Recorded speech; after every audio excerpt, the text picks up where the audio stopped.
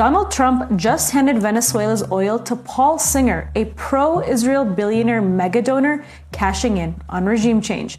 And that handoff happened through Citgo, Venezuela's US-based oil refinery and gas distribution company and its most valuable overseas asset. In November of 2025, just weeks before the Trump administration removed and kidnapped Venezuelan President Nicolas Maduro, Singer's hedge fund, Elliott Investment Management, bought Citgo in a court-ordered fire sale for $5.9 billion, despite its real value at $11 to $18 billion.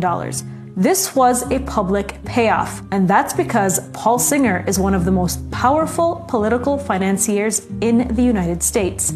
Singer isn't just a hedge fund boss, he's a hardline foreign policy hawk and one of the most influential pro-Israel megadonors shaping U.S. foreign policy. He's already run this playbook successfully in Argentina, where his hedge fund amassed sovereign debt claims and used them to exert political pressure, ultimately reshaping national economic policy in his favor and in the favor of Israel. Singer is a major funder of the Republican Jewish Coalition and the Foreign Policy Initiative. He also founded Startup Nation Central, which works closely with veterans of Unit 8200, Israel's elite cyber intelligence unit, helping channel U.S. tech investments into Israel's surveillance and AI sector. And he also organized the outsourcing of American tech companies and their research hubs for Silicon Valley tech giants like Google, Microsoft, Palantir, Intel, PayPal, Dell, and others to be outsourced to Israel's tech industry.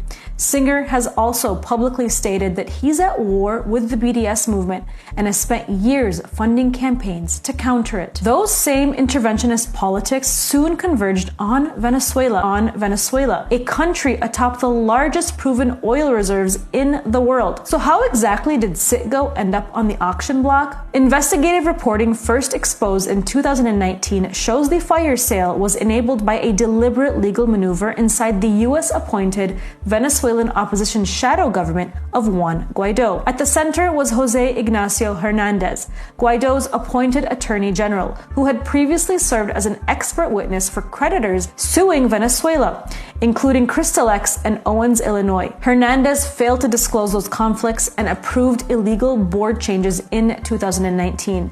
Actions that collapsed Venezuela's legal defense and helped U.S. courts rule that Citgo was an alter ego of the Venezuelan state. That ruling cleared the legal path for Citgo's forced liquidation, benefiting the very creditor interests Hernandez had worked for. Once the courts ordered a fire sale, Singer stepped in. Now, Singer is a top donor to Marco Rubio and a major Trump backer.